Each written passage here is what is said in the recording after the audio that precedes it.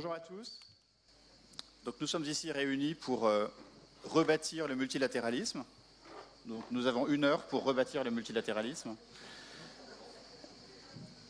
Et nous allons le faire en étant fidèles à la méthode qui a été annoncée par Jean-Hervé Lorenzi dès le début de ces rencontres, c'est-à-dire que la journée d'aujourd'hui, de dimanche, qui est la dernière journée des rencontres, est là pour proposer des solutions.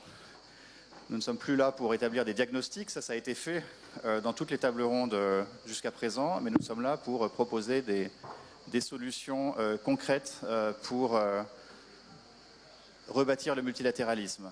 Or, c'est très compliqué. Et pourquoi c'est compliqué? Parce que d'une certaine manière, le monde n'a jamais eu autant besoin de solutions communes, de biens publics mondiaux, comme diraient les économistes, et ça n'a jamais été aussi difficile de les produire. On a besoin de coordination sur les sujets traditionnels de coordination internationale que sont la stabilité macroéconomique, la stabilité financière, la sécurité alimentaire, la stabilité des prix des matières premières. Ça a toujours été le rôle des institutions multilatérales, le développement, le financement du développement, bien sûr. Et puis, on a toute une série de sujets nouveaux qui apparaissent, qui renforcent la difficulté de cet exercice et qui sont dans le domaine de la sécurité alimentaire, dans le domaine de la sécurité énergétique, les conséquences de la crise actuelle, de la guerre en Ukraine. Dans le domaine des chaînes de valeur mondiales, il faut réparer des chaînes de valeur qui ont été brisées, compliquées d'abord par la crise du Covid, ensuite par la crise en Ukraine. Et là encore, je ne pose pas le diagnostic, ça a été fait beaucoup lors des séances précédentes, mais les institutions multilatérales actuelles, sous leur forme actuelle, ne sont pas adaptées pour répondre à ces questions. Par exemple, si on prend les chaînes de valeur mondiale, qui doit s'en occuper? Est-ce que c'est la Banque mondiale? Est-ce que c'est l'Organisation mondiale du commerce? Est-ce que ça doit se faire autrement? On ne sait pas. Il y a des sujets qui montent très rapidement, qui sont nouveaux autour de la technologie, de la régulation des grandes plateformes numériques. Donc c'est ce que je fais, moi, dans mon métier quotidien en tant qu'autorité de la concurrence, mais c'est un sujet où on a besoin de coordination internationale. En matière de cyber-résilience, en matière de coordination et d'échange en matière de protection des données personnelles, où on a des accords bilatéraux, mais pas de système multilatéral. Et je pourrais continuer très longtemps cette liste. Donc des besoins immenses et des solutions qui non seulement ne sont pas là pour les nouveaux sujets, mais sont même de plus en plus difficiles pour les sujets traditionnels. Pourquoi? Parce qu'on a un monde qui se fragmente politiquement, qui peut-être se fragmente économiquement, même si tous les économistes ne sont pas d'accord sur le sujet, certainement pour la production des biens, avec des chaînes de valeur mondiale qui sont aujourd'hui très perturbées, peut-être moins sur les services.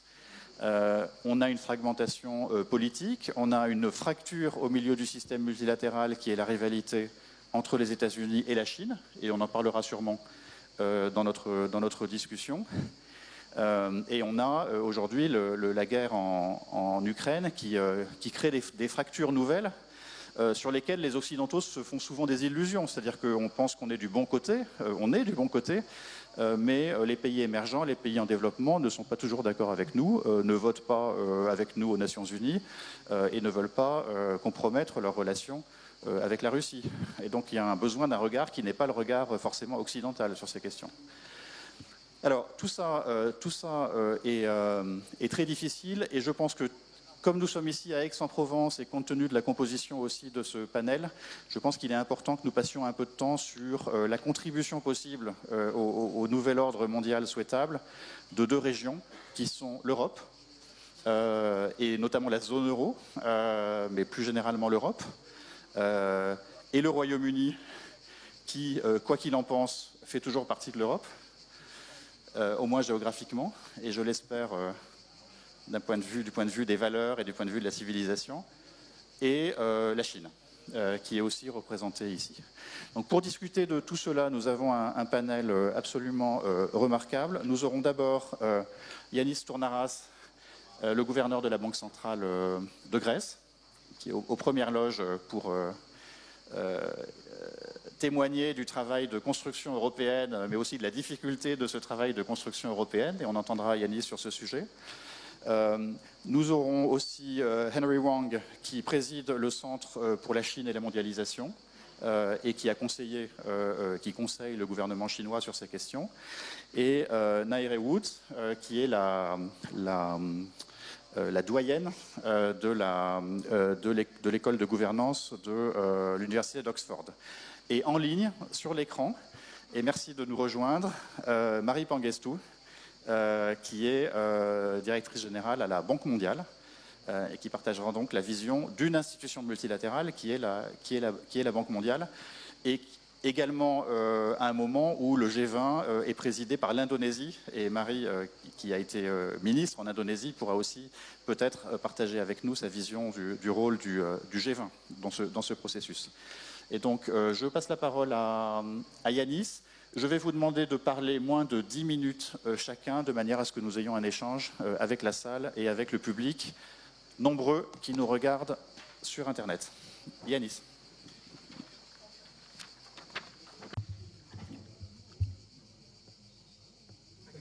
Merci Benoît, c'est un grand plaisir d'être avec vous aujourd'hui. Je parle des fondements économiques. Je vais parler de l'invasion de l'Ukraine qui a impacté l'économie. Devant les grands défis que cela représente depuis la fin des plus grands défis depuis la fin de la guerre froide, la globalisation s'inverse. Le résultat, c'est un ralentissement de l'économie globale et européenne et une augmentation des prix et des taux d'intérêt. Donc, c'est des sifflets. Il y a des alertes qui apparaissent partout et notamment, il y a un gros problème avec l'immigration. Le monde a changé autour de nous. Les inquiétudes par rapport aux sécurités des supply chains, de l'énergie et de la diversification également sont devenus dominants, augmentant le poids de contrepoids nécessaire. Donc ceci nous oblige à réfléchir à des stratégies, des autonomies stratégiques.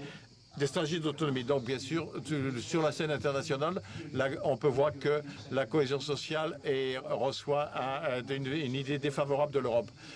Je pense qu'il faut, on ne peut pas s'en remettre au même mécanisme. Donc, un ordre mondial déglobalisé multipolaire doit fonctionner de façon proactive et non pas rétroactive, en dépit des progrès remarquables et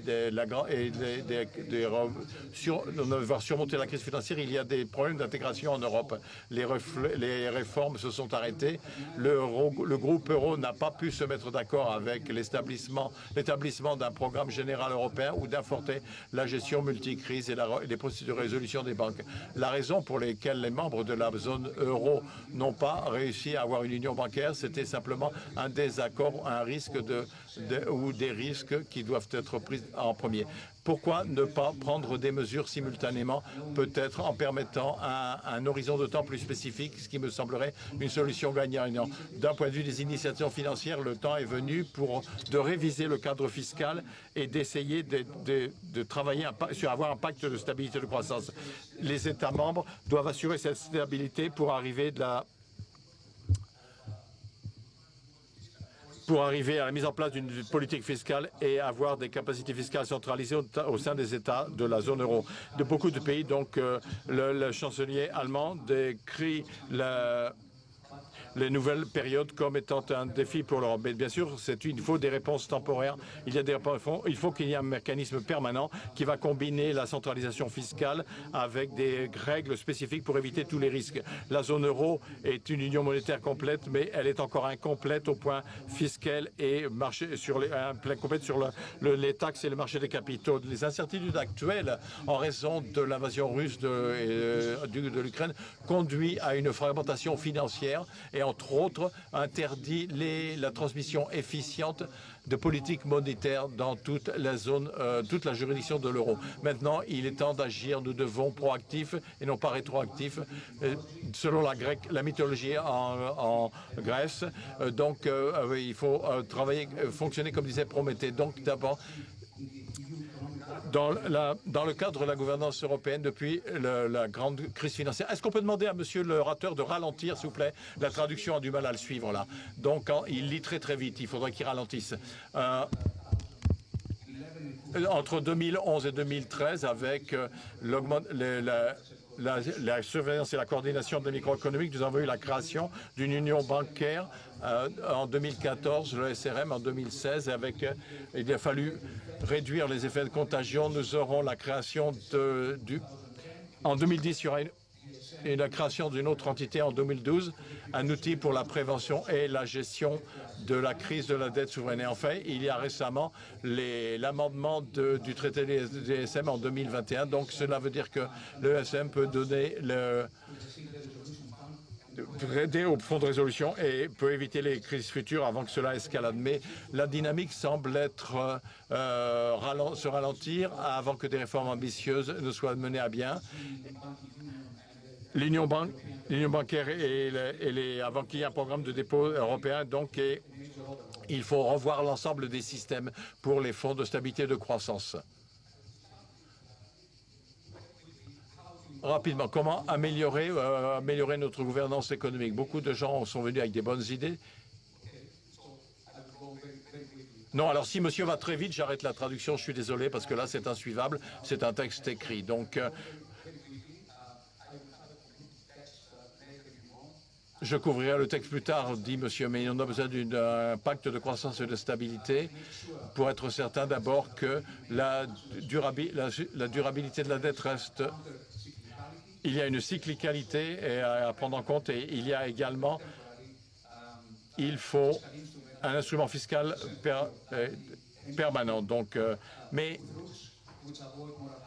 il faut éviter les risques moraux. Nous devons nous assurer que nous donnons des mesures incitatives au gouvernement pour avoir des tampons afin de stabiliser les productions en termes de récession.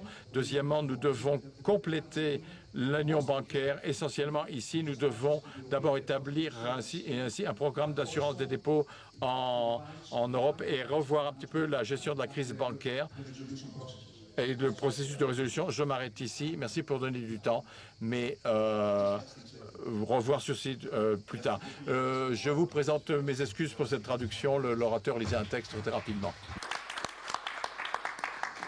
Henry. Merci beaucoup, Benoît. Yeah, thank you. Merci pour me donner l'occasion de m'adresser à vous dans ce forum. Je pense que le sujet est tout à fait intéressant, tout à fait pertinent aujourd'hui. Reconstruction du multilatéralisme. Nous sommes en France, donc en fait nous avons des participants du monde entier pour ce forum et je suis la seule personne qui est venue de Chine pour participer à cette réunion. Donc je suis très heureux d'être ici. Je pense que c'est véritablement un moment où on peut discuter le multilatéralisme. On sait que la globalisation est à un carrefour. Véritablement, c'est très risqué dans l'histoire de l'homme. On est à 77 ans du système de Bretton Woods, la Banque mondiale, le MFI, l'Organisation mondiale du travail. Tous ces systèmes, maintenant, doivent être réparés et remis à niveau et améliorés. Donc, mais bien sûr que on voit que le monde est encore plus dangereux. On voit il y a beaucoup de conflits militaires, la guerre en Ukraine et également la guerre bien sûr ajoute au chaos de la pandémie. Mais comment pouvons-nous véritablement pousser le monde dans la bonne direction? Est-ce que l'on a vraiment ces alliances militaires et ces alliances de sécurité qui vont nous aider? Par exemple, est-ce qu'on a vu une expansion de l'OTAN? On voit maintenant également la Russie qui se tourne contre l'Ukraine. On voit bien entendu personne ne veut que la Corée fasse de ceci. On voit également on voit quoi également on voit un mini NATO qui commence, un mini OTAN qui commence dans la région Indo-Pacifique. On voit également l'IPAF. Donc, toutes ces choses sont vraiment ne nous aident pas. C'est vrai. ça ne va pas dans la bonne direction. Véritablement, nous devrions réétablir les piliers du système de Bretton Woods, améliorer l'économie et la mondialisation. Donc, je viens de Chine, mais je vois que la Chine, depuis quelques années, se concentre sur la globalisation économique, la coopération économique. La Chine a commencé l'initiative de la route de la soie, elle a signé des accords avec 20 pays dans ce cadre et encore 40-50 organisations internationales pour construire cette route de la soie. La Chine fait partie maintenant de l'ICP. Vous savez, le plus grand accord de libre-échange en Chine, dans le monde, pardon. Et donc maintenant, il y a une amélioration du free trade. Donc la Chine est rentrée également dans un accord sur le numérique. Elle a signé beaucoup de traités d'investissement avec l'Union européenne, avec dans de façon un accord élargi sur les investissements. Ceci a été mis à l'arrêt en raison des sanctions des autres, mais la Chine a signé également des accords avec les Africains sur la coopération Chinese-Afrique. Donc, qui doit se tenir tous les 2 ans. La Chine, en fait, s'étend et essayait de travailler dans le cadre international. On aimerait voir plus encore. Mais bien entendu, on voit comment nous pouvons vraiment faire avancer Nous sommes confrontés donc maintenant à un problème très difficile avec le changement climatique. La Chine a signé l'accord de Paris et elle a travaillé et signé des accords avec les États-Unis en accord avec les accords de l'accord de Paris et après ceux de la COP26. Nous savons qu'il y a beaucoup de choses dans lesquelles nous devons travailler ensemble, pas seulement en termes de sécurité, mais également en termes d'économie et de prospérité, et nous focaliser plus sur la reconstruction économique. Donc il y a plusieurs choses que je peux proposer pour travailler ensemble.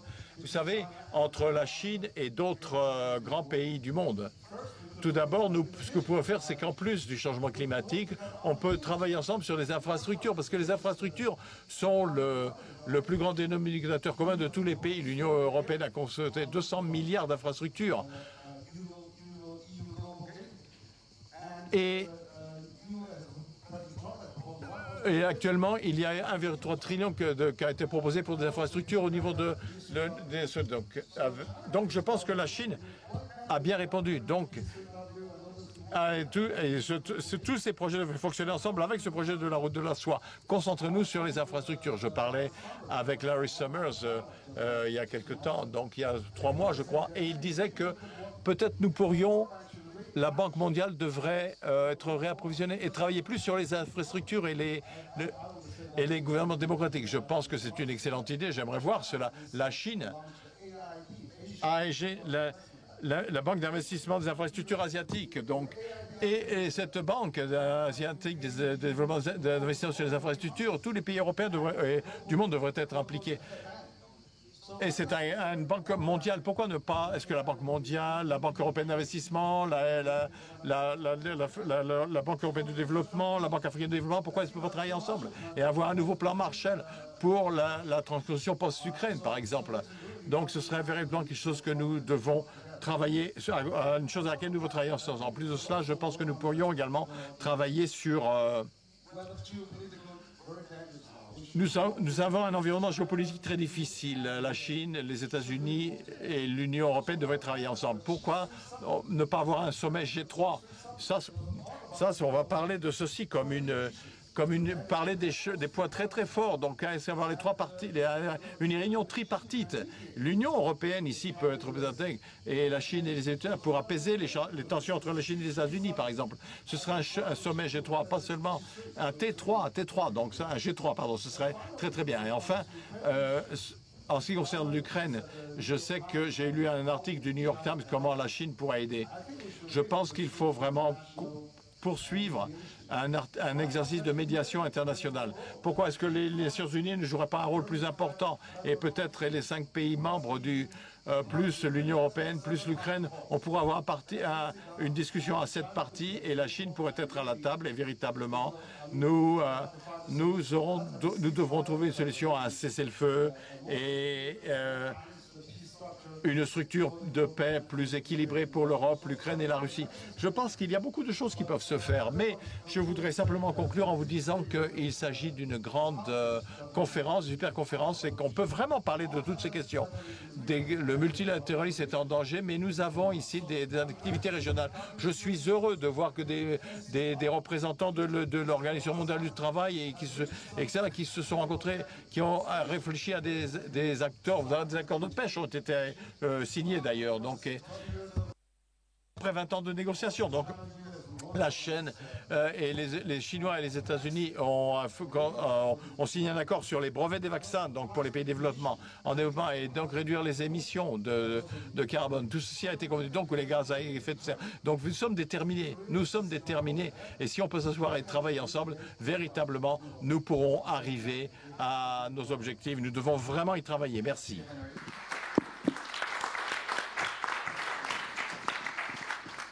Merci pour cette vision constructive et concrète, ce qui est exactement de quoi on a besoin aujourd'hui. Nairi, à vous. Oui, bonjour à tous. C'est un très grand plaisir d'être ici à Aix. Merci Benoît, merci aux organisateurs. Moi, je veux vous proposer 3 hypothèses sur les institutions internationales qu'il faut remettre en question si on veut trouver des solutions. I will pass into English in a moment. Pour ceux qui sont anglophones. La première, c'est que les divisions dans le monde, la rivalité entre la Chine, les États-Unis, la Russie, rendent les institutions internationales moins utiles. C'est pas vrai. On va discuter.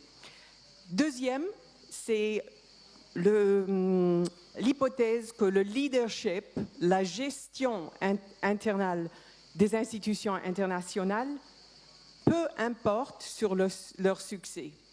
Encore pas vrai, je vais discuter. Troisième, c'est l'hypothèse que dans un monde fragmenté, il vaut mieux compter sur des petites coalitions, des petits groupes, des coalitions des volontaires, coalitions of the willing, pour poursuivre coopération. Et je vais vous montrer que c'est dangereux, cette idée. Bon, je passe en anglais.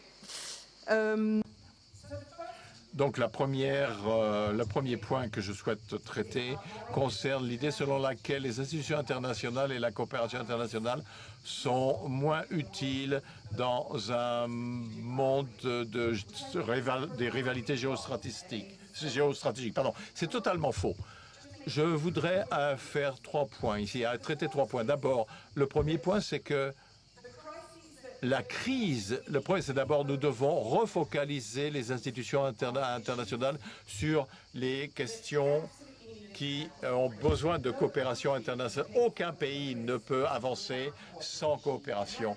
Et cela veut dire réduire son ordre du jour. La nourriture, l'énergie et la dette. Ce sont les 3 points qui doivent être à l'ordre du jour. Ce sont les premiers en tête de liste parce qu'on ne pourra pas résoudre ces problèmes sans coopération et institutions internationales.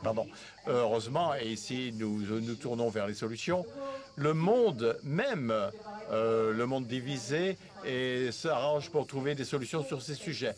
Petites étapes, petits pas de la suspension de l'initiative de la suspension de la dette que le G20 a présenté au FMI. Le récent accord commercial qui a été obtenu avec l'Organisation mondiale du commerce. Donc je pense que maintenant nous devons être plus créatifs. Au sommet de la guerre froide, les États-Unis et l'Union soviétique avaient signé un traité de neutralité, le traité de neutralité de Vienne en 1951 à Vienne, en Autriche. C'était le modèle avec lequel nous devrions traiter de Taïwan dans les décennies à venir pour éviter des conflits. Donc mon premier point ici, c'est que nous avons besoin d'institutions internationales encore plus à ce stade. Deuxième hypothèse, le monde et les États membres ignorent globalement la qualité de leadership et les performances au sein des institutions internationales. ils se battent comme des malades pour avoir leurs propres représentants à la tête de ces institutions. Et ensuite, ils se détournent leur regard pendant le terme ou le mandat. Et généralement, ils ne font pas une évaluation collective des performances. Cependant, l'histoire nous a montré qu'il est important de déterminer la qualité du leadership. Il y a trois choses qu'on doit attendre de responsables d'une organisation internationale et qui permettraient de mesurer leur performance. D'abord, est-ce qu'ils peuvent véritablement obtenir des accords entre les États membres, comme Go Country a fait la semaine dernière avec l'Organisation mondiale du commerce, et donc beaucoup d'autres avaient échoué là. Est-ce qu'ils peuvent persuader les gouvernements de donner assez de ressources à ces organisations? Regardez ce que Robert McNamara a fait lorsqu'il était président de la Banque mondiale. C'était un exemple extraordinaire. Il a quadruplé les ressources de cette institution. Et le troisième, c'est est-ce qu'ils attirent et ils maintiennent et développent les meilleurs talents dans leurs organisations, ou est-ce que simplement ils abandonnent devant la pression politique de leurs États membres? Et encore une fois, il y a des exemples absolument extraordinaires, et le dernier exemple que je vous remets, c'est Amar Kold, lorsqu'il était secrétaire général des Nations Unies, qui a inventé l'utilisation de son pouvoir comme secrétaire général des Nations Unies pour maintenir la notion de maintien de la paix pour les Nations Unies. Donc il ne faut pas ignorer le leadership de ces organisations. Elles seront une partie cruciale des solutions que Benoît nous a demandé d'envisager. Mon troisième point concerne la coalition des volontaires. Alors, il peut être très tentant de dire, eh bien, rassemblons ceux qui sont de bonne volonté. Regardez ce que les Américains, le Royaume-Uni et les Français ont fait pour ce qui était de la crise de l'Ukraine. Ils ont pris les devants et les autres ont suivi dans leur sillage. Et 82 membres des Nations Unies ont refusé de suivre. Il faut prendre cela au sérieux et se demander de quoi ces pays ont-ils peur, car chacun reconnaît la souveraineté de l'Ukraine, mais ils ont peur de quelque chose. Alors, une observation que j'aimerais partager avec vous. Il y a le G7, le G3, que mon copanéliste a mentionné, G20, ils ont peur. Alors, le fait que le G7, le G20 mettent en avant un programme, des priorités, ça c'est très bien. Mais la différence entre cela et un nombre restreint de pays qui fixent des règles contraignantes et s'attendent à ce que tous les autres pays les suivent, même s'ils n'ont jamais pris en compte l'impact potentiel que ces règles contraignantes peuvent avoir sur des pays. Par exemple, l'accord sur la taxation de l'OCDE, qui n'a absolument jamais pris en compte l'impact que cela aurait sur les pays émergents. Et eux ont pu constater l'impact que cela a eu par la suite. Donc la consultation, la concertation est absolument essentielle. Dag Hammarskjöld a été l'architecte des leçons tirées de la guerre du Vietnam. Et l'une des leçons qui en a été tirée, c'est que les États-Unis devraient toujours avoir à cœur de consulter leurs alliés. Pas pour eux-mêmes seulement, mais c'est aussi, pas pour ces pays, mais aussi pour eux-mêmes, car ils peuvent ainsi mettre à l'épreuve et tester leurs propres convictions et les impacts qu'elles auront. C'est donc dans leur intérêt. Merci Nairé, et merci d'ailleurs d'avoir démoli cette idée qu'on peut gérer des biens publics mondiaux par des clubs, par des coalitions of the willing, qui est effectivement une forme de contradiction dans les termes. Je vais maintenant passer la parole à Marie Panguestou, dont dont l'intervention est très attendue, car Marie est directrice générale des politiques de développement et des partenariats de la Banque mondiale, et donc la seule représentante aujourd'hui d'une institution multilatérale éminente qui est la Banque mondiale. Marie, je vous passe la parole.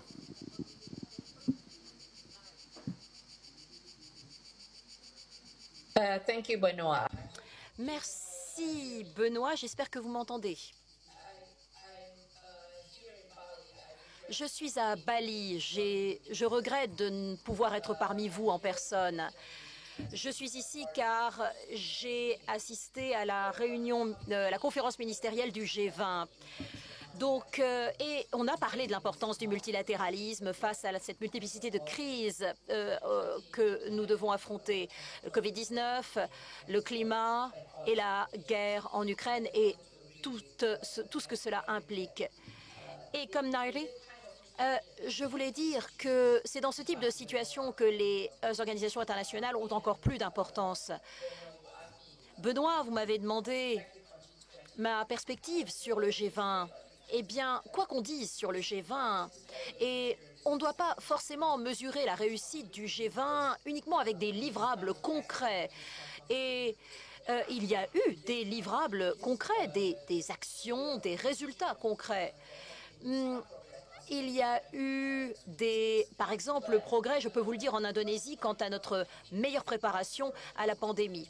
Mais une meilleure mesure de ce succès des G20 dans un monde extrêmement fragmenté, eh bien, c'est encore un forum dans lequel vous pouvez pleinement vous impliquer.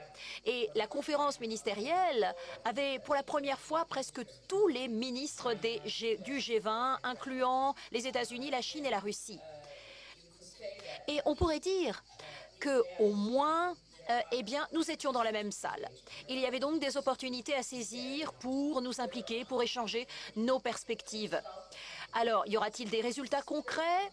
Il est trop tôt pour le dire, mais en tout cas, c'est déjà eh bien, quelque chose qui n'était pas évident et que nous avons réussi à faire advenir. Par exemple, on peut parler de comment débloquer le passage de la nourriture pour sortir d'Ukraine, pour s'assurer que les engrais et les denrées alimentaires peuvent continuer à sortir d'Ukraine. Je pense que se mobiliser, c'est peut-être déjà quelque chose que l'on voit comme un élément positif. On pourrait dire qu'il y a bien évidemment une urgence et que cela l'emporte sur toutes les autres conversations. Comment nous coordonner mondialement face à ces défis? Je crois que la situation actuelle, comme vous l'avez tous dit, eh bien, met un gros point d'interrogation sur le multilatéralisme et la mondialisation. Mais cela aussi nous offre des occasions à saisir, des opportunités. Nous devons tous nous poser des questions. Comment avoir une action collective? Comment renforcer les organisations internationales existantes, les mécanismes existants? Et avons-nous besoin de créer de nouveaux partenariats, de nouvelles coalitions? Je crois que ce sont les questions fondamentales qu'il faut nous poser. Permettez-moi de partager avec vous la perspective de la Banque mondiale que je représente. Les réactions, les réponses depuis la pandémie, je crois qu'il est important de reconnaître qu'au moins, du point de vue de notre point de vue, il y a eu des coopérations tout à fait positives. Et on a, par exemple, pu mettre en place des financements pour eh bien, sauver des vies et la possibilité de subsister dans des pays à faible revenu.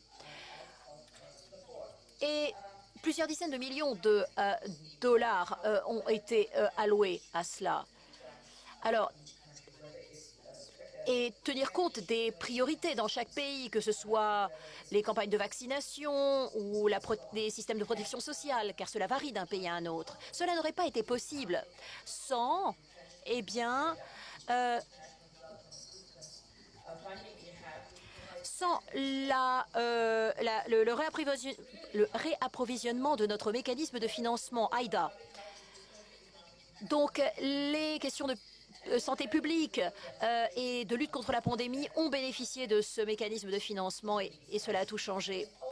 Et cela nous permet également de rechercher des financements pour les 15 mois à venir de 170 milliards et pour sauver à nouveau des vies et également la manière dont les gens peuvent subvenir à leurs besoins.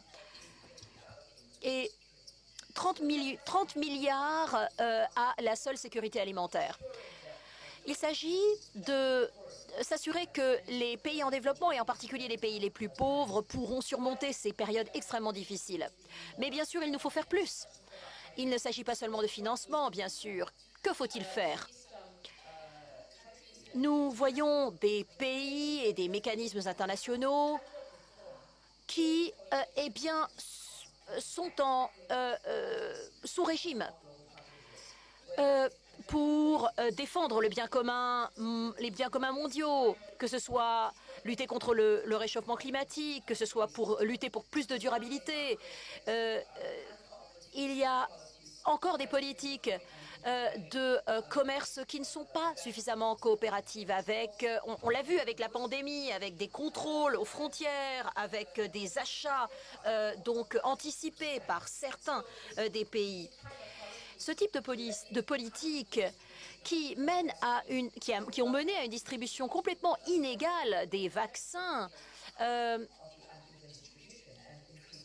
et on a vu l'effet de ces coûts supplémentaires et de cette redistribution très inégalitaire des vaccins. Et alors, il y a eu face à des goulets d'étranglement dans la distribution, il y a eu quand même une coopération.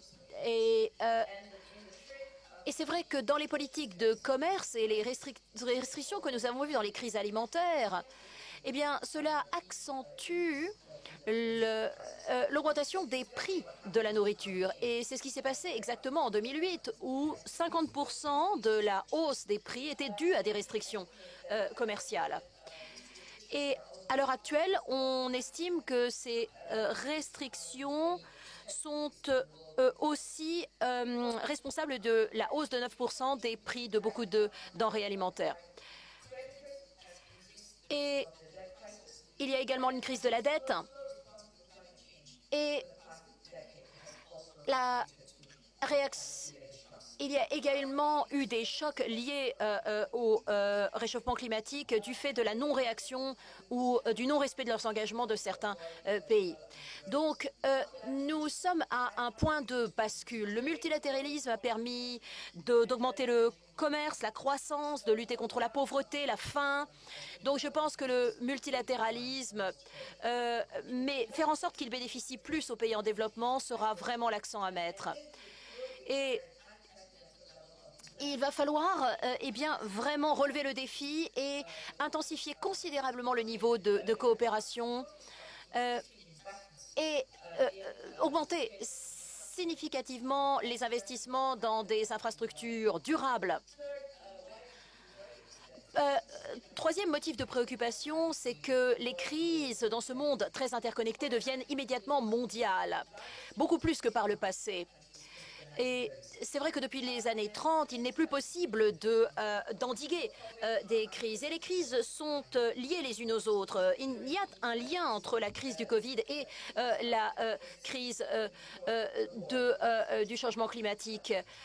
Et donc, le climat et le réchauffement climatique est un des catalyseurs de beaucoup de situations de crise à travers le monde. Et les chocs, les crises vont augmenter en fréquence. Il pourra y avoir d'autres chocs, qu'ils soient économiques, sociaux, financiers. Donc, je pense qu'il va falloir vraiment se confronter à cette fréquence accrue des crises. Et pour cela, il faut véritablement plus de coalition, de coopération, en capitalisant sur les organisations internationales déjà existantes, les renforcer. Je crois que c'est vraiment absolument nécessaire pour que nous puissions réussir à faire perdurer et à renforcer le multilatéralisme.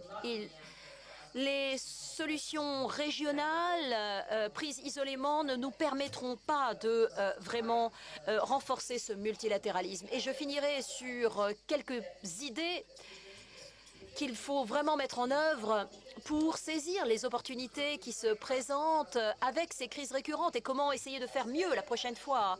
Le deuxième point, c'est d'établir des règles et des procédures au niveau international pour aider à ce que les pays soient plus transparents sur les externalités positives et négatives de ces chocs et avoir un plus grand impact. Je crois qu'il nous faut tirer les enseignements de cette pandémie pour pouvoir être plus à la hauteur face à une prochaine pandémie, pas seulement en termes de réaction réaction et de niveau de préparation, mais ce qu'on va faire par rapport au vaccin. Et donc, par rapport aux biens communs en termes de changement climatique, de mise en place de standards, de normes qui permettent à tous les pays d'adopter ces normes.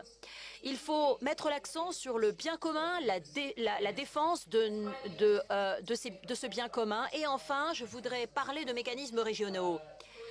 Je crois que la coalition des personnes de bonne volonté, si c'est vraiment un bloc très solide et qui est très exclusif et qui ne prend pas en compte les autres groupes ou en particulier les pays en développement, eh bien ces coalitions ne sont pas très productives. Par contre, s'il s'agit de coalitions de personnes de bonne volonté qui apportent leur pierre à l'édifice et qui sont un pas vers des coalitions plus élargies pour partir d'efforts régionaux sur, par exemple, les problématiques de l'énergie, cela peut contribuer au multilatéralisme. Merci infiniment de m'avoir donné cette occasion de partager mes idées avec vous.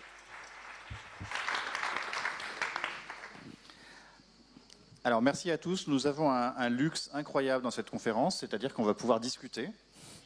Je vais d'abord demander aux membres du panel s'il y a des choses qu'ils souhaitent rajouter ou commenter sur les interventions qui ont été faites. Et puis, j'aurai peut-être quelques questions. Et je vais encourager l'audience ici à poser des questions, c'est aussi possible. Mais peut-être je vais d'abord donner une opportunité aux membres du panel s'ils ont envie de rajouter quelque chose ou de commenter quelque chose qui les a surpris ou choqués dans ce que les autres ont dit.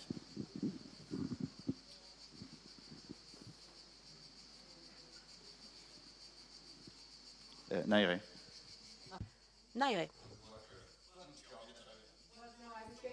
J'ai l'impression que vous vouliez intervenir. Bien, j'allais demander à Henry.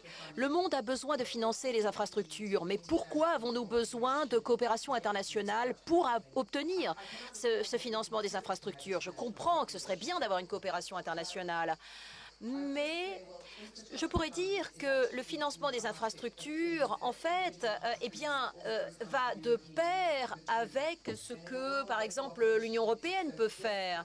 Et une coalition mondiale est tellement nécessaire sur d'autres sujets. Est-ce qu'il faut vraiment une coalition internationale pour le financement des infrastructures? Ne pouvons-nous pas utiliser la coalition internationale à meilleur escient? Eh bien, merci beaucoup pour cette question. Nous avons la Banque d'infrastructure asiatique en Chine et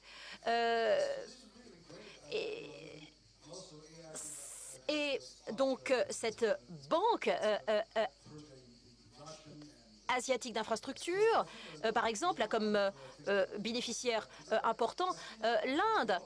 Et je vois que les pays en développement ne bénéficient pas de ce que la Chine, les États-Unis ou l'Union européenne font isolément. L'Union européenne est un bon exemple, mais la Banque mondiale faisait les choses de manière moins compliquée et peut-être plus efficace par le passé. Mais c'est vrai qu'il y a un tel niveau de complexité, je crois qu'il faut mettre en place une banque d'infrastructure mondiale. Parce que la Banque mondiale, qui est basée sur un système donc basé sur Bretton Woods,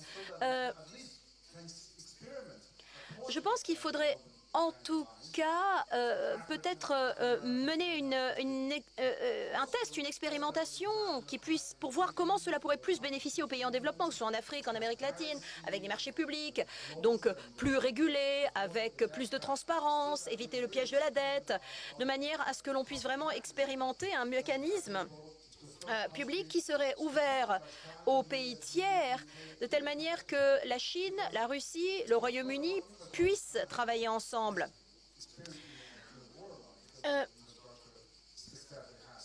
parce que ces banques d'infrastructures ont un bilan positif et peuvent faire bénéficier de leur expérience les autres. Et je pense qu'il y a beaucoup de choses sur lesquelles nous pouvons travailler ensemble pour relever ces défis communs qui se posent à nous tous en termes d'infrastructures. Et je crois qu'il y a un déficit du point de vue des infrastructures dans tous les pays. Je voulais interroger les participants sur un mot qui a été prononcé par Marie Pangestu et qui avait aussi été prononcé par Christine Lagarde lorsqu'elle est intervenue vendredi. Ce mot, c'est friendshoring. Donc cette idée qu'on va, donc je ne sais pas, amilocalisation en français peut-être, cette idée que les chaînes de valeur seront plus résistantes, résilientes si on produit dans des pays qui sont nos alliés. Pour un économiste, c'est assez perturbant ce concept, parce qu'on se demande comment on va fabriquer des iPhones si on produit toutes les pièces des iPhones uniquement chez des pays dans des pays qui sont proches. Ça paraît très compliqué. Et d'une certaine manière, la crise énergétique européenne le prouve. Beaucoup de pays se sont rendus dépendants énergétiquement de la Russie parce que la Russie était leur ami. Donc la crise énergétique en Europe, c'est d'une certaine manière le résultat du friendshoring, parce qu'on pensait que les Russes étaient nos amis, mais les amis d'aujourd'hui ne sont pas forcément les amis de demain. Donc je voulais vous interroger un peu sur voilà, et aussi que nous dit la popularité de ce concept. So I think friendshoring. Je pense que ce friendshoring, donc l'ami-localisation, si l'on veut dire, vu du point de vue américain ou chinois, c'est en lien avec l'idée de souveraineté. Mais j'aimerais qu'on raisonne. Moi, je viens de Nouvelle-Zélande et je sais ce que c'est que de venir d'un petit pays. Et du point de vue de plus petit pays, ça peut ressembler à un nouvel empire où on va devoir choisir quel bloc, quelle puissance, avec quelle puissance on veut en fait être en contact. La plupart des pays veulent pouvoir choisir pour pouvoir obtenir le meilleur deal. Donc ce serait ma préoccupation. Yanis? Oui. Moi, je crois beaucoup dans la liberté du commerce. Donc, cette amilocalisation peut être une nécessité dans certains contextes, mais je pense que la meilleure solution restera toujours d'avoir une liberté de commerce le plus possible. Dans le cas de l'énergie, l'Europe n'a pas d'alternative. Il y a un embargo qui a été décrété sur... et donc, il faut trouver des solutions alternatives. Mais je pense que cette amilocalisation, ce friendshoring, ne peut être qu'un pis-aller. Ça ne peut pas être la meilleure solution. Une nouvelle plateforme de négociation pour négocier les solutions aux problèmes que nous devons affronter, oui, pourquoi pas. Mais ce que j'ai entendu mes copanélistes et en particulier du copanéliste chinois était une bonne surprise. Quelle peut être votre contribution de ce point de vue-là sur votre participation maintenant à l'OMC, bien sûr, depuis quelques années? Et bien, merci beaucoup. Je pense que nous sommes au XXIe siècle, vous savez, et nous ne vivons pas dans l'ère de la guerre froide. Le monde est trop interconnecté. Et je pense que ce friendshoring, pour répondre sur cette amilocalisation, ça va à l'encontre de la liberté de commerce. Et donc, nous avons cet avantage compétitif. Il ne faut pas nous perdre cet avantage concurrentiel. Et je pense que cet avantage concurrentiel que nous avons grâce à la liberté du commerce, vous savez, la Chine parmi les plus grands ports de conteneurs, les 7 sont en Chine. Nous avons 1 milliard d'utilisateurs d'iPhone et la Chine, chaque année, fournit 12 millions de diplômés des universités. Donc, un réservoir de talents extraordinaire. Alors, si si les États-Unis et l'Union européenne continuent à innover et si la Chine continue à produire en amont, en aval, et je pense que ce système est très productif. Je pense que tous peuvent en bénéficier. Sur les tarifs, les barrières douanières, 2% de l'inflation américaine est dépendante, s'explique par les barrières douanières et les tarifs qui viennent de Chine, de produits qui viennent de Chine. Donc, je pense que la Chine a stabilisé l'économie du monde et nous en sommes bénéficiaires également et nous ne voulons pas rompre avec ce système qui est vertueux. Benoît, est-ce que je peux vous poser une question? Parce qu'un grand thème des rencontres hier, c'était que les gouvernements européens, que peuvent faire les gouvernements européens après avoir tant dépensé pendant la pandémie et maintenant? Est-ce qu'ils doivent réduire l'État? Certains politiques français sont pour moins d'État et notre banquier central de la Grèce a mis sur la table un pacte de croissance et de stabilité contracyclique. Est-ce que vous êtes d'accord avec le gouverneur de la Banque de Grèce? Est-ce qu'il devrait y avoir un pacte de stabilité et de croissance contre-cyclique?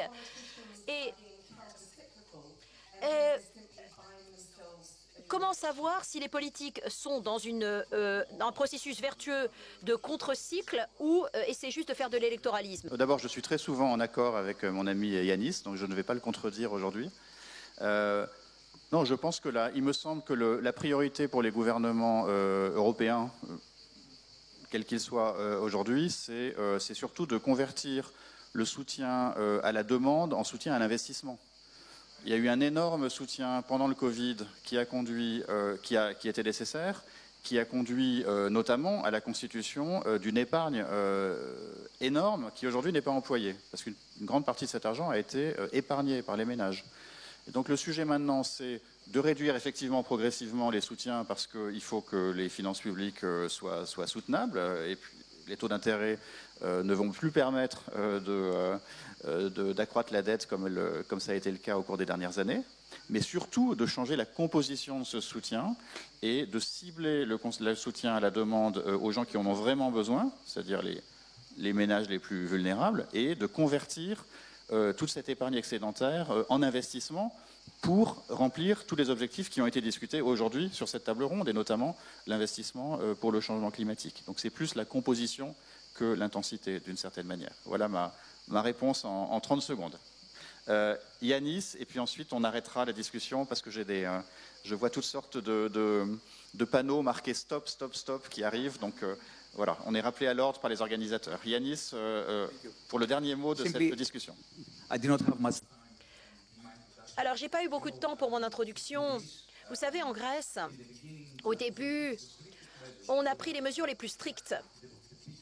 On avait la plus grande réduction de déficit primaire.